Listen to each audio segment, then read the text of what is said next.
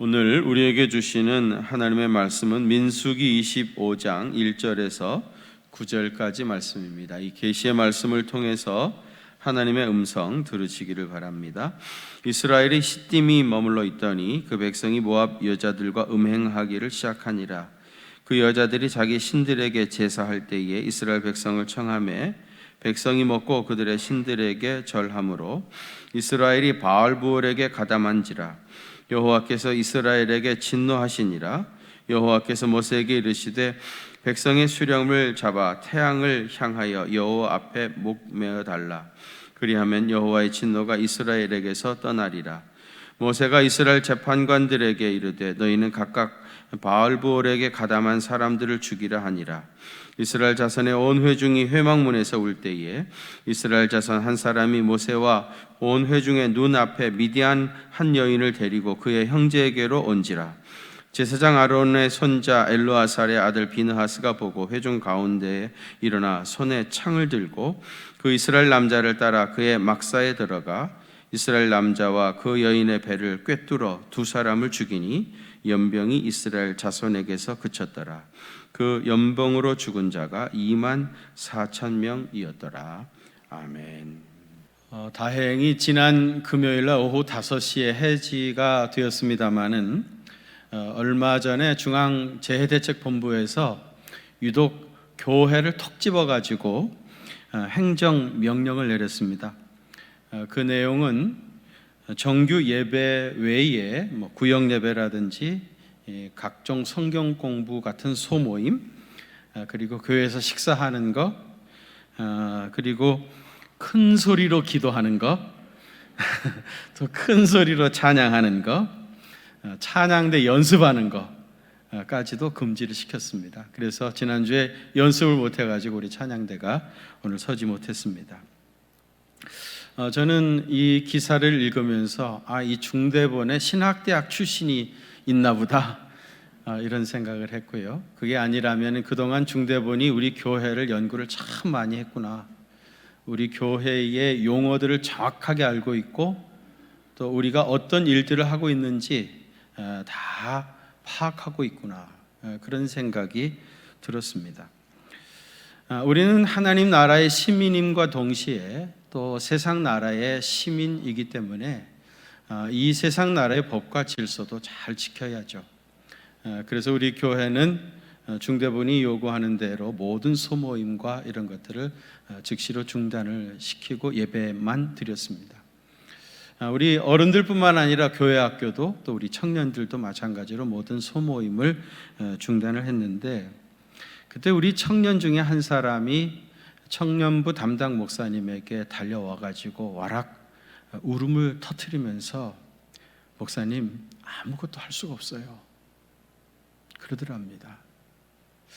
이 청년이 교회에 자유롭게 나와서 하나님을 예배하고 큰 소리로 찬양도 하고 싶고 또 친구들과 어울려서 소그룹도 하고 기도도 같이 하고 그러고 싶은데 아무것도 할 수 없는 이 현실, 그것이 너무 가슴이 답답했나 봐요. 그래가지고 목사님한테 와서 울면서 아무것도 할 수 없다고 하소연을 하더랍니다. 저는 그 소리를 들으면서 그 청년에게 너무 고마웠어요. 그리고 이 청년처럼 우리의 마음이 아직도 우리에게 여전히 그런 순수함이 남아있는가? 그런 생각을 갖게 되었습니다. 처음에 우리도 하나님 앞에 나와 예배도 드리지 못하게 되었을 때 그 영혼에 너무 답답함이 있었습니다. 전쟁 중에도 우리가 죽기를 각오하며 하나님 앞에 예배를 드렸었는데 도대체 이 코로나19라는 게 뭐길래 예배도 드리지 못하게 됐는가?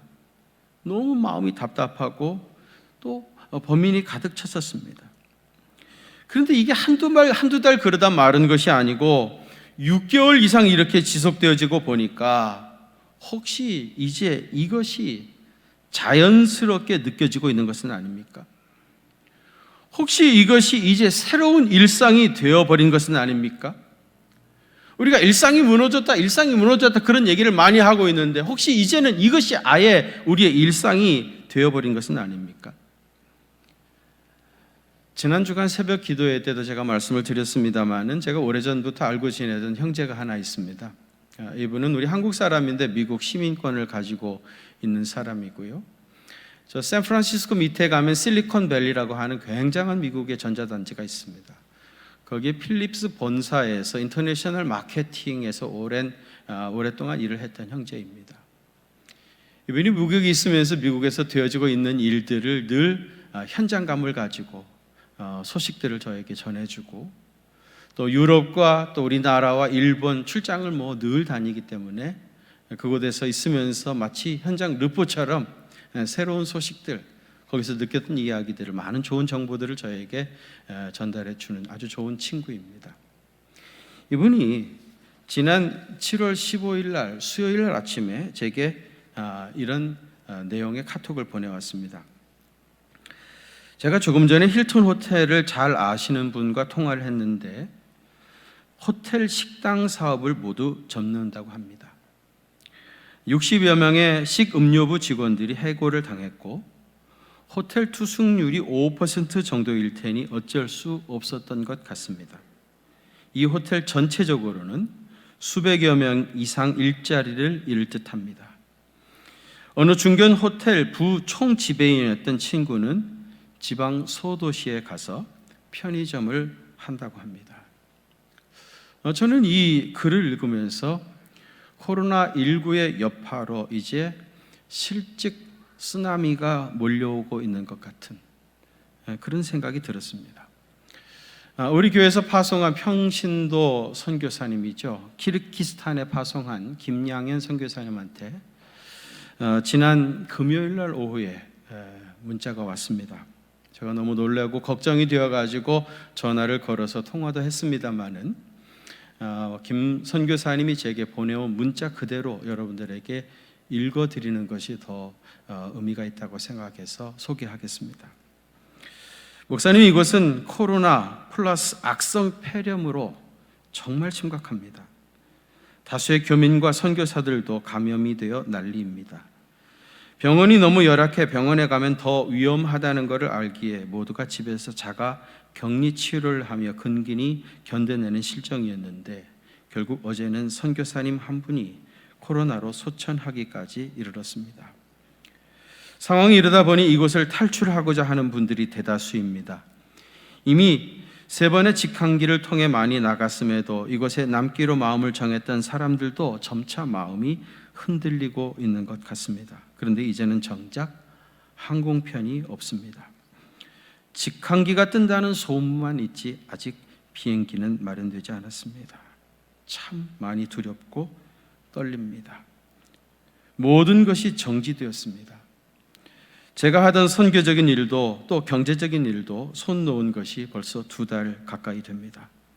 도저히 어떻게 할 수 없기 때문입니다. 또 국경이 봉쇄되다 보니 물류가 막혀 물가는 엄청나게 오르고 있습니다. 어려움이 있을 때 현지인 친인척에게 도움을 청하려고 해도 코로나로 인해 서로 만나기를 꺼려합니다. 교민들끼리도 마찬가지입니다. 누가 오는 것도 만나는 것도 민폐로 여깁니다. 그러다 보니 여기는 무인도 아닌 무인도로 바뀌었습니다. 어제 소천하신 선교사님 장례식에도 참석할 수 없었습니다. 정말 어찌해야 할지 모르겠습니다. 이 땅을 위해서 기도해 주십시오. 어두운 소식만 전해드려서 죄송합니다. 그렇게 문자가 왔습니다. 코로나19는 그 자체적으로도 많은 어려움을 주었지만 어쩌면 그보다 더 큰 문제는 경제적인 어려움일 것이고요. 또 사회 전반적인 갑작스러운 변화에 직면하게 되었고 또 영적으로 굉장한 침체에 빠지게 되었습니다. 저는 아주 어린 아기들이 말이죠. 마스크를 쓰고 다니는 모습을 보면은 마음이 너무 아픕니다.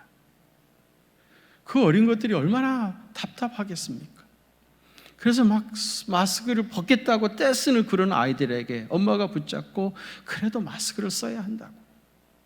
떼쓰는 아이나 쓰라고 하는 엄마가 서로 다 얼마나 힘들겠습니까? 예레미야 14장 12절 한번 같이 봉독하겠습니다. 봉독합니다. 시작. 그들이 금식할지라도 내가 그 부르짖음을 듣지 아니하겠고 그것을 받지 아니할 뿐 아니라 칼과 기근과 전염병으로 내가 그들을 멸하리라. 아멘. 거기 보세요. 하나님 얼마나 화가 나셨는지요. 그들이 금식할지라도 내가 그 부르짖음을 듣지 아니하겠고 너희들이 번제와 소제 제사를 드릴지라도 내가 그것을 받지 아니할 뿐만 아니라 칼과 전쟁이죠. 기근과 전염병으로 내가 그들을 멸하리라. 여러분, 여기 나오는 칼과 기근과 전염병은요, 하나님께서 역사를 심판하실 때 사용하던 도구였습니다. 실제로 성경에 하나님의 심판이 임해가지고 전염병으로 수많은 사람들이 갑자기 죽었던 이야기들이 많이 나옵니다. 그 대표적인 이야기 세 가지만 먼저 소개하겠습니다. 그 첫 번째로는 다윗의 인구조사 이야기입니다. 여러분, 다윗이 역사상 끔찍한 두 가지 죄를 범했죠. 그 첫째는 뭐죠? 밧세바를 범하는 이야기죠. 두 번째는 인구조사의 죄입니다. 아니, 인구조사가 무슨 죄인가? 지금도 해마다 몇 년마다 인구 센서스라고 해가지고 인구조사를 하는데 인구조사한 게 뭐가 잘못됐단 말인가? 이런 생각을 가지실 분이 계시는데, 인구조사 그 자체가 문제가 있는 것이 아니고요, 다윗이 인구조사를 명령한 그 동기가 문제가 있었던 것입니다. 여러분, 다윗이 어떤 사람입니까? 골리앗을 쓰러뜨리면서 하나님만을 전적으로 의지하고 그리고 살아왔던 사람입니다. 전쟁에 나갈 때마다 하나님 앞에 주여 대적을 내 손에 붙여주시겠습니까? 우리 주님께서 가라, 내가 함께 하겠다, 그 약속의 말씀을 듣고 나가서 전쟁에 참여했고 전쟁에서 승리할 수 있었고, 역사학자들은 여호와께서 다윗의 손에 대적을 붙여주셨다, 그렇게 기록을 했었습니다. 하나님께서 행하신 일이었습니다. 철저하게 하나님만 의지하면서 철저하게 하나님의 의존적인 존재로 다윗이 살아왔습니다. 그래서 하나님께서 그 손을 축복해 주셔가지고요, 다윗 시대에 태평성대를 누리게 되었죠. 지경이 점점 넓어지게 되었습니다. 굉장한 경제적인 부를 축적했습니다. 그리고 인구의 수가, 백성들의 수가 한없이 늘어난 겁니다. 그러니까 이 다윗이요, 우쭐해진 겁니다. 교만해진 겁니다. 내가 언제까지 전쟁에 나갈 때마다 하나님의 제가를 받아야 되느냐? 내가 명령 한마디만 내리면 즉시 동원할 수 있는 군인의 수가 도대체 얼마나 되는가, 그거를 파악하고 싶었던 겁니다. 그래서 요압이라는 사람에게 명령을 내리는데, 여러분, 요압은요, 다윗의 군대 총사령관이었습니다. 군 총사령관에게 인구조사를 명령한 겁니다. 요압이 그 처음 명령을 받고 다윗에게, 왕이시여, 왜 이런 하나님 앞에서 악을 행하려고 하십니까? 여태까지 하나님 잘 믿고 의지하면서 섬기면서 살아왔는데 이제 와서 왜 이런 죄를 범하려고 합니까? 만류했지만은 다윗이 강요하죠. 넌 내가 시키는 대로만 하라고. 어떡합니까? 상명하달이라고요. 왕이 요구하니까 할 수 없이 요압이 자기 수하에 있는 군대 사령관들을 모아가지고 인구조사를 했습니다. 그리고 보고한 것이 사무엘하 24장 9절입니다. 거기 한번 같이 봉독하십시다. 시작. 요압이 백성의 수를 왕께 보고하니 곧 유다 사람이 50만 명이었더라. 거기 보면 이스라엘에서 80만 명, 유다에서 50만 명, 또한 몇 명입니까? 130만 명입니다. 근데 여러분, 이 130만 명은 이스라엘 백성들의 총수가 아니에요. 인구가 총 130만 명이었다, 그 말이 아닙니다. 군인으로 동원할 수 있는 장정들을 말합니다. 그래서 여기서 보면 칼을 빼는 담대한 자, 왕께서 명령만 하시면 당장 동원할 수 있는 군인들이 130만 명입니다. 그렇게 보고를 했던 겁니다. 여러분, 다윗이 하나님만 의지하며 살다가 갑자기 이렇게 하나님 버리고 자기 힘 의지하고 자기 마음대로 자기 하고 싶은 대로 하고 싶어 할 때에 하나님 입장에서 얼마나 이런 다윗이 괘씸했겠습니까? 도둑이 재발 저린다고요? 다윗도 자기가 그렇게 해놓고 내가 큰 죄를 지금 하나님 앞에 짓고 있다 하는 걸 알았습니다. 그래서 요압에게 보고를 받고 나서 바로 사무엘하 20장 10절에 보면 이렇게 되어 있어요. 다윗이 백성을 조사한 후에, 요압에게 보고를 받은 후에 그 마음에 자책하고, 다윗이 여호와께 아뢰되 내가 이 일을 행함으로 큰 죄를 범했습니다. 하나님 앞에 내가 큰 죄를 범했습니다. 여호와여, 이제 간구하옵나니 종의 죄를 사하여 주옵소서. 내가 심히 미련하게 행했습니다. 내가 심히 미련한 짓을 했습니다. 내 죄를 용서해달라고 자기 자신의 죄를 인정합니다. 하나님께서 세 가지 옵션을 제시하죠. 그 첫 번째라고 뭐였죠? 7년 동안 이 땅에 기근이 임하는 것. 여러분, 7년간 계속해서 기근이 임한다는 건 끔찍한 재앙입니다. 두 번째는 대적에게 3개월 동안 네가 쫓겨다니든지. 다윗은 사울에게 13년 동안 쫓겨다니는 경험이 있는 사람입니다. 정말 그것이 얼마나 힘든 일인지 너무너무 잘 아는 사람. 세 번째는 3일간 온역으로, 전염병으로 이스라엘 백성을 심판하든지. 다윗이 생각할 때는 그래도 3일간 온역이 퍼지는 것이, 전염병이 창궐하는 것이 그래도 그중 제일 낫다고 생각했어요. 그걸 선택하죠. 어떻게 됐습니까? 딱 3일 동안의 전염병으로 이스라엘 백성들 7만 명이 죽었습니다. 지금 코로나19 때문에 미국이 죽은 분이 제일 많은데 6개월 동안 14만 명이 죽었다고 그러죠. 그걸 넘어섰습니다. 그런데 다윗 시대에 딱 3일간 전염병으로 7만 명이 죽었습니다. 여러분, 다윗 시대에 이런 끔찍한 전염병이 돌았던 분명한 이유가 있었죠.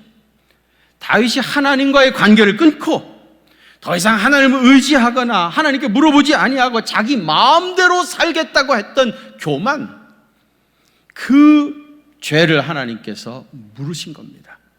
이스라엘 백성들 7만 명이 순식간에 죽어나가면서 그것이 얼마나 잘못된 것이었는지, 얼마나 무서운 죄였는지 다윗과 이스라엘 민족 역사에 우리 주님이 생생하게 말씀하신 겁니다. 두 번째로는요, 고라 자손의 사건입니다. 민수기 16장에 나오는 이야기입니다. 고라 자손들 가운데 고핫의 손자들 가운데 고라라고 하는 사람하고요, 그 다음에 다단이라는 사람하고 그 다음에 온이라고 하는 세 사람이 주동자가 됐고요, 그리고 이스라엘 민족 유력한 지도자 250명이 합세를 하게 되어져요. 우리나라 국회의원이 300명이라고 하는데 유력한 지도자 250명이라고 하면은 유력한 사람 전체가 다 이 세상 고라와 함께 똘똘 뭉친 겁니다. 그리고는 모세와 대제사장 아론을 흔들어대기 시작한 겁니다. 그들의 권위를 인정하지 아니하고 끌어내리기 위해서 흔들어대기 시작한 겁니다. 그들이 뭐라고 말합니까? 너희가 분수에 지나치도다. 너희 모세와 아론이 너무 분수에 지나친다. 회중들도 다 같이 거룩하고 여호와께서 우리들 가운데 그들 중에도 계시는데 어찌하여 너만 높다고 그러냐? 너만 별난 사람이냐? 너만 잘났냐? 하나님도 우리와 함께 하시는데 왜 너만 스스로 높이 있냐? 그러면서 모세와 아론을 흔들어대는 겁니다. 한 걸음 더 나가서 네가 우리를 애굽에서 이끌어내어서 이 광야에서 죽이려고 하느냐? 네가 우리를 젖과 꿀이 흐르는 가나안 땅으로 인도해 가지도 못하고 밭과 포도원도 우리에게 기업으로 주지 아니하고 네가 이 백성의 눈을 뽑으려고 하느냐? 그러면서 모세의 리더십을 흔들어대기 시작했던 겁니다.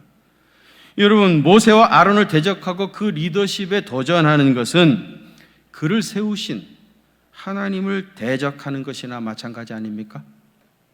여러분 아시다시피 모세가 자기가 이스라엘 민족의 지도자가 되고 싶어서 된 사람입니까? 출애굽기 3장과 4장에 보면은요, 하나님께서 이스라엘 민족을 모세를 지도자 삼으시려고 하는데 모세가 너무 여러 번 거절하는 거예요. 그래서 놀라운 표징들도 보여주잖아요. 내가 너와 함께 한다. 내가 너를 애굽으로 보낸다. 내 백성을 해방하기 위해서 너를 쓰려고 한다. 여러 가지 표징을 보여주는데도 모세는 끝내 뭐라 그래요? 보낼 만한 사람을 보내십시오. 난 아닙니다. 하나님이 정말 화가 나실 정도로 모세가 거절을 하는 것을 끝내 설득해가지고 이스라엘 민족의 지도자로 모세를 세웠고 그의 형 아론을 대제사장으로 세우신 겁니다. 하나님이 세우신 리더십입니다. 그런데 이 고라 자손들이 똘똘 뭉쳐가지고 그걸 흔들어대기 시작한 거예요. 너만 위대하냐? 너만 하나님의 음성을 듣느냐? 흔들어댄 겁니다. 하나님이 가만히 계셨겠습니까? 순식간에 땅이 갈라졌다고 그래요. 아마 지진이 일어난 것 같아요. 그 250명이 순식간에 땅이 갈라지면서 결국 깊은 땅 속에 사라져버리고 말았습니다. 이런 하나님의 심판이 임했는데도요, 그 다음날 이제 이스라엘 백성들이 모여가지고 모세와 아론을 붙잡아다 놓고 치고 죽이려고 하는 겁니다. 하나님께서 가만히 있지 않았어요. 그래서 이스라엘 백성에 전염병을 보낸 겁니다. 갑자기 사람들이 피를 토해가면서 죽어나가는 거예요. 그래서 모세가 급히 향로에다가 불을 담아가지고 죽은 자와 산자 사이에 있을 때 하나님께서 그 진노를 거두어 두신 겁니다. 전염병이 사라진 거예요. 이미 몇 명이 죽었습니까? 14,700명. 순식간에 14,700명이 죽어나간 겁니다. 여러분, 하나님께서 세우신 영적인 리더십에 도전하고 흔들어대는 것은 하나님께서 가만히 있지 않아요. 왜냐하면 그것은 하나님을 인정하지 않는 것이나 마찬가지이기 때문입니다. 고라 자손들과 같이 주께서 세우신 종들의 권위를 인정하지 않고 흔들어대는 사람이 끝까지 잘 되는 것을 저는 보지 못했습니다. 마지막 세 번째로는 고스비 사건입니다. 이건 민수기 22장에서부터 25장까지 나오는 이야기인데요. 모압 왕 발락이라는 사람이요, 메소포타미아의 거짓 선지자 발람을 초청을 했어요. 그리고 그에게 뇌물을 잔뜩 주고는 이스라엘 민족을 저주하라, 그렇게 부탁을 한 겁니다. 그래서 발람은 뇌물을 많이 받았기 때문에 이스라엘을 저주하려고 했는데 하나님 역사하시죠? 그의 입을 막으십니다. 한마디도 저주를 하지 못한 거예요. 오히려 3번이나 이스라엘 민족을 축복을 하게 되어지죠. 그러니까 발람이라는 선지자가 얼마나 머쓱했겠습니까? 돈까지 받고 이스라엘 민족을 저주하려고 했는데 한마디도 저주하지 못하고 떠나게 된 겁니다. 이 발람이 떠나면서 모압 왕에게 슬그머니 이런 얘기를 해요. 야, 너 이스라엘이 망했으면 좋겠지. 그래, 망하게 하려고 너를 불러다가 저주하려고 했는데 넌 저주 한마디 하지 못하고 가는 거 아니냐. 그러면 모압의 예쁜 아가씨들을 세워가지고 이스라엘 청년들을 유혹하라, 미인계를 쓰라는 거예요. 그래서 모압 왕 발락이요, 거기서 힌트를 얻어가지고요, 발람이 떠난 이후에 모압 여인들을 앞에 세워가지고 이스라엘 청년들을 유혹합니다. 우리와 동침하기를 원하면 우리의 신전으로 오라, 우리가 섬기는 우리의 신전으로 오라 하면서 이스라엘 청년들을 유혹한 겁니다. 이 유혹에 이스라엘 청년들이 넘어간 거예요. 그래가지고 그 모압의 신이었던 바알브로의 신전에 가가지고요, 거기서 그 바알브로에게 제사를 드리고 절을 하고, 그리고 그곳에서 음란한 짓을 행했던 것입니다. 하나님께서 그 광경을 보시고 가만히 계셨겠습니까? 화가 나서 이스라엘을 심판하시는데, 이번에도 이스라엘 진중에 엄청난 연병이 돌기 시작했습니다. 순식간에 24,000명이 죽었어요. 순식간에. 백성들이 이 전염병의 공포에 떨고 있을 때 어떤 이스라엘 사람이요, 미디안 여자 하나를 손에 잡고 급히 장막으로 들어가는 겁니다. 그 광경을 보고 있던 아론의 손자 비느하스가요, 긴 창을 들고 따라가서 보니까 그 짓을 하고 있는 거예요. 그래서 그 긴 창으로 그 남자와 여자의 배를 동시에 찍어가지고 땅에 박으니까 전염병이 그쳤다고 그래요. 이미 24,000명이 죽은 겁니다. 나중에 알고 보니까요, 이 죽임을 당한 이스라엘 남자는 시물이라는 사람이었고요, 여자는 고스비였는데, 이 두 사람이 다 하층민이 아니고요, 시므리는 시므온 지파의 지도자였고요, 고스비는 미디안 사람 수루의 딸이었는데, 수루는 미디안 가문의 수령이었다고 합니다. 그러니까 일반 청년들만 그런 짓을 한 것이 아니고요, 사회 지도층 인사라는 사람들이 그런 짓을 하고 있었으니 순식간의 연병으로 24,000명이 죽어나갔던 겁니다. 하나님을 떠나서 이방 신전에 들어가서 우상을 숭배하고 음란한 짓을 행했다가 이런 끔찍한 재앙을 당한 겁니다. 여러분, 요즘 우리 세상이 얼마나 음란합니까? 고스비 사건 같은 일들이 매일같이 일어나고 있습니다. 날마다 뉴스를 보면 이런 뉴스로 도배가 되어 있습니다. 특별히 요즘 더 그러지 않습니까? 세상 사람들은 죽으면 끝이랍니다. 여러분, 죽으면 끝입니까? 성경에는 한 번 죽는 것은 정해진 것이요, 그 후에는 뭐가 있다고요? 심판이 있다고 그랬습니다. 죽으면 끝나는 것이 아니라 반드시 심판이 있습니다. 죽으면 끝이라고 생각하니까 온갖 나쁜 짓 다 하고 그것이 들통이 나게 생기면은 자살해버리고, 아무리 나쁜 짓을 했어도 죽으면 공소권 없다고 덮어버리는 그러면 이 세상이 여러분 어떻게 되겠습니까? 우리가 하루하루 먹고 살기도 힘들었을 때는요, 그때는 정신도 없고 시간도 없고, 그러니까 이런 죄의 유혹도 별로 받질 않았습니다.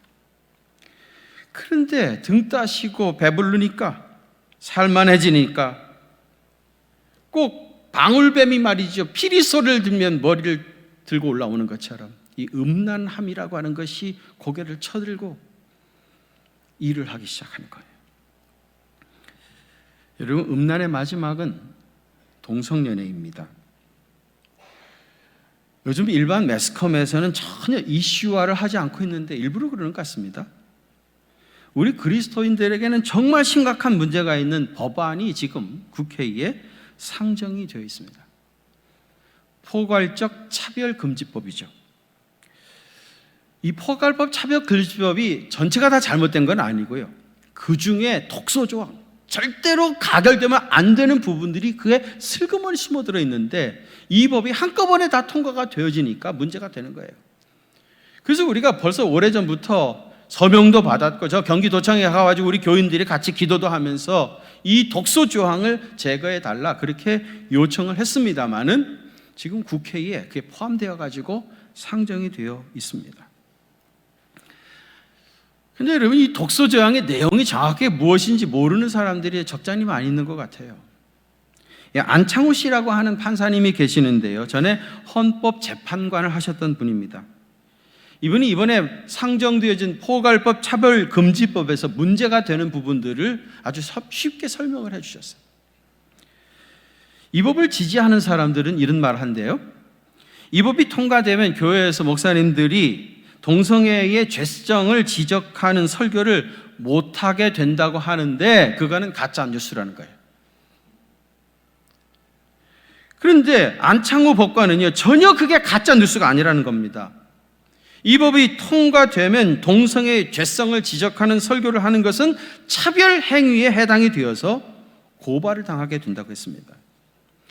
이 법이 제정이 되어지면 일반 언론은 물론이고요, 기독교 방송, 신문, 소셜미디어 등에서 동성애를 비판하는 글이나 설교나 강연은 전면 금지되어집니다.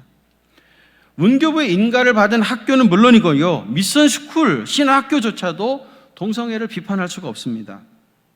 우리나라에서는 그 누구도 동성애를 비판하는 말이나 강연이나 글이나 설교를 할 수 없습니다. 만약 이런 강연이나 설교를 했을 때 이 설교를 듣고 성소수자가 나는 혐오감을 느꼈다 그렇게 고발하게 되어지면 그 설교자는 시정 권고를 받게 되어지고요, 시정 명령에 불이행하게 되어지면 3천만 원 이하의 벌금을 내야 한다고 합니다. 뿐만이 아닙니다. 교회 직원이나 사회복지시설, 그리고 미션스쿨이나 신학교 직원을 채용하는 과정에서 심지어 목사까지도 동성애자라는 이유로 그를 거부할 수 없습니다. 머지않아 동성애자 목사가 안수받고 교회에서 목회하겠다고 하는 시대가 오게 될 겁니다. 여러분들은 상상할 수도 없는 일이라고 하시겠지만은 이미 서구 사회는 이 법이 제정되어진 지 20, 30년 지났고요, 그러는 과정에서 서구 교회가 몰락한 것이고요, 서구 교회가 몰락하면서 서구 사회가 몰락하고 있는 것입니다.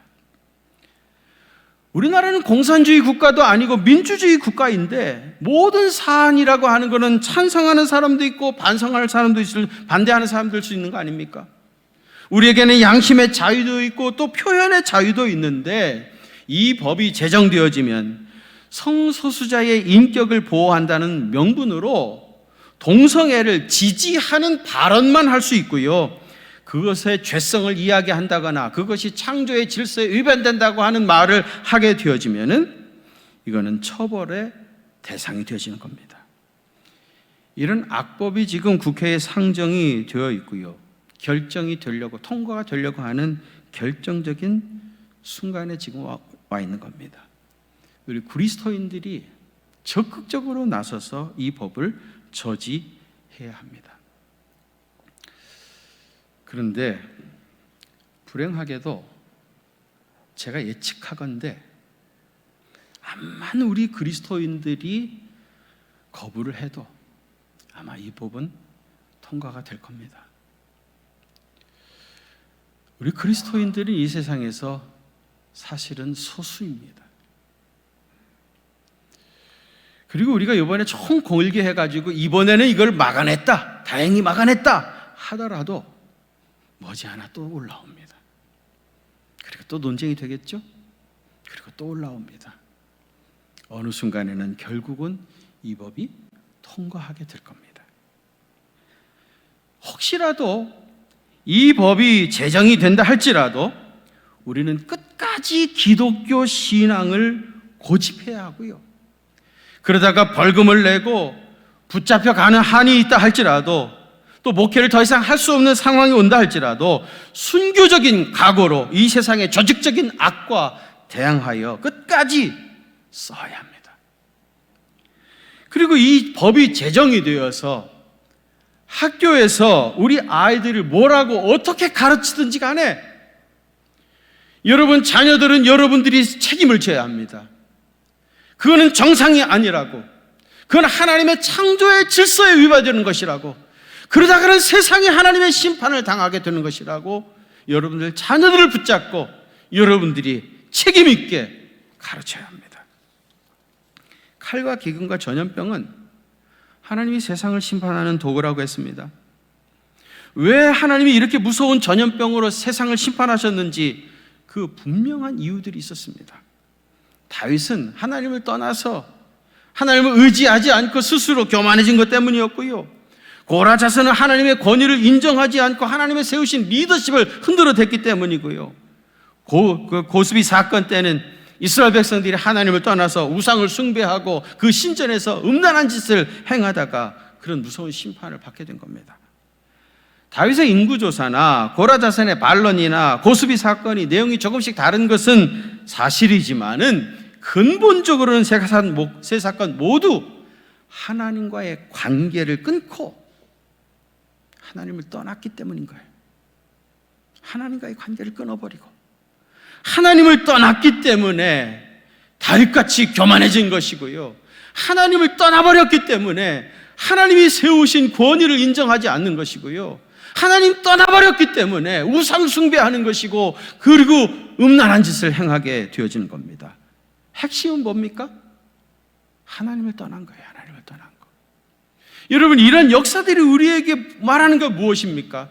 제일 중요한 것은 하나님과의 관계다. 하나님과의 관계. 하나님과의 관계를 회복하는 것이 가장 중요한 일이다. 그것을 역사가 한없이 우리에게 반복해서 말하고 있는 거 아닙니까? 여러분, 범죄한 이스라엘 백성들이 죄를 지었을 때에 하나님과의 관계를 회복하는 방법이 무엇이었습니까? 5대 제사를 비롯한 제사였습니다. 왜 하나님께서 제사법을 제정했습니까? 그 제사를 통해서 깨어진 하나님과의 관계를 회복하기를 원하셨던 거예요. 특별히 5대 제사 가운데 속죄 제사는요, 범죄한 이스라엘 백성들이 채물을 가지고 나와서 하나님 내가 잘못했다고 자백하면 하나님께서 그 제물을 받으시고 그 제사를 받으시고 그들의 죄를 용서해 주신 겁니다.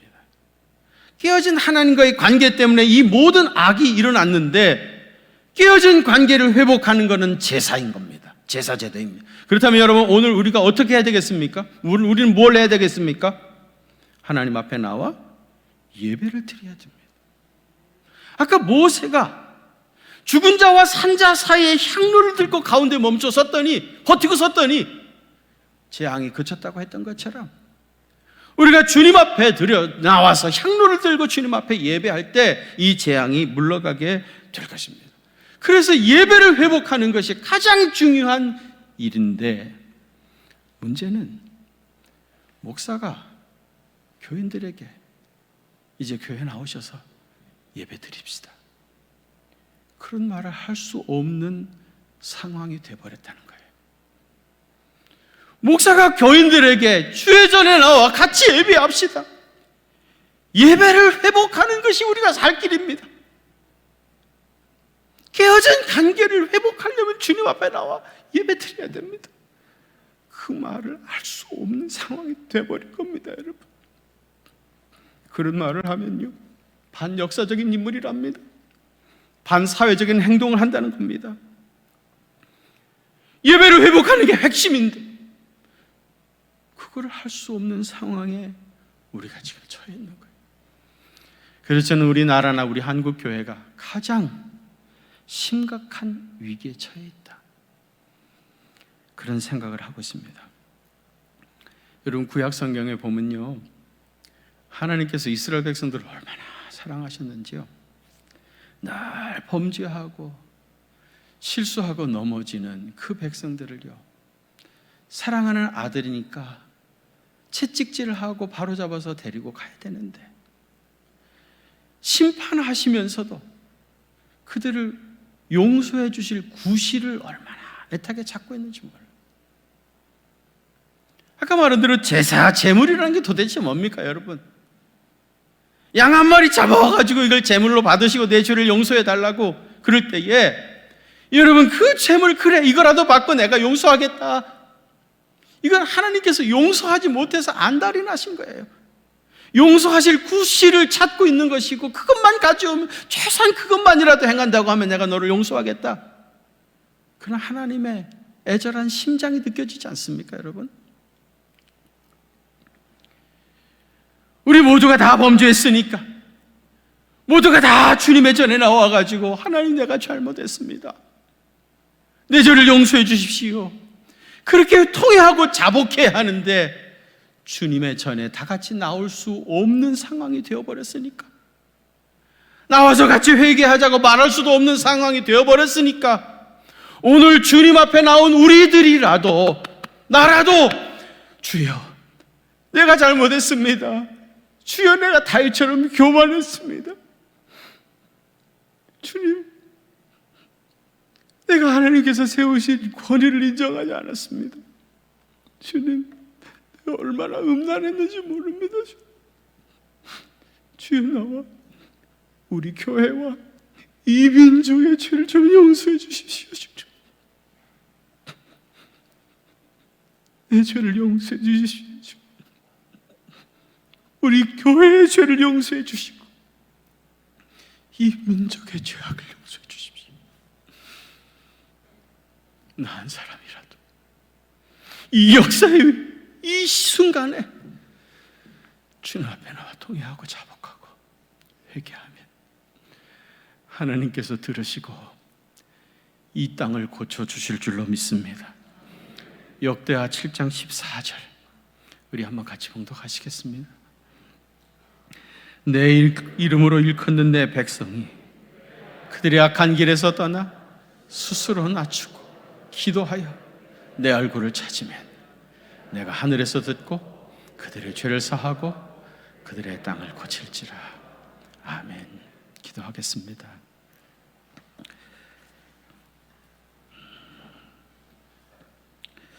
주님,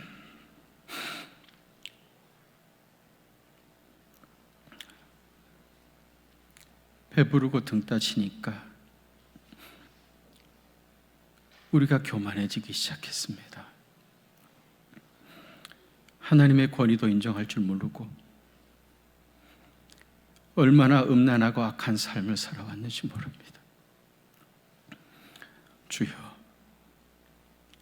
나와 우리 민족의 죄를 용서하여 주시옵소서.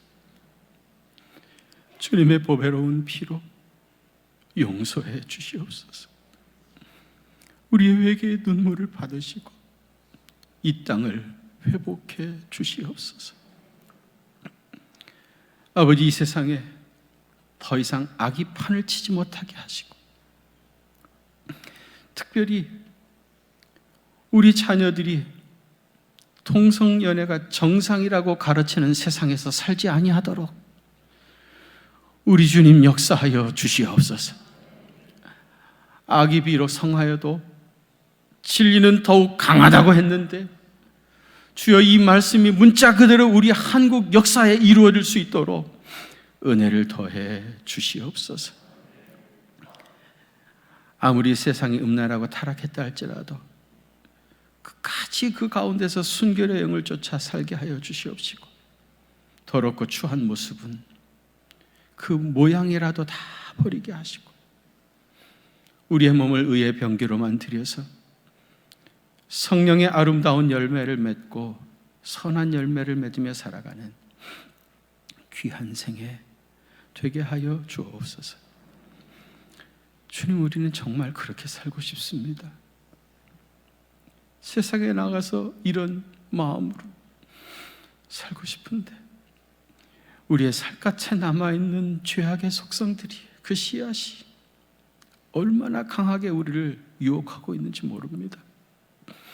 성령으로 충만하게 하여 주셔서 죄악에 넘어가지 않게 하여 주시옵시고, 믿음으로 승리하는 주님의 귀한 백성들 다 되시게 해 주옵소서.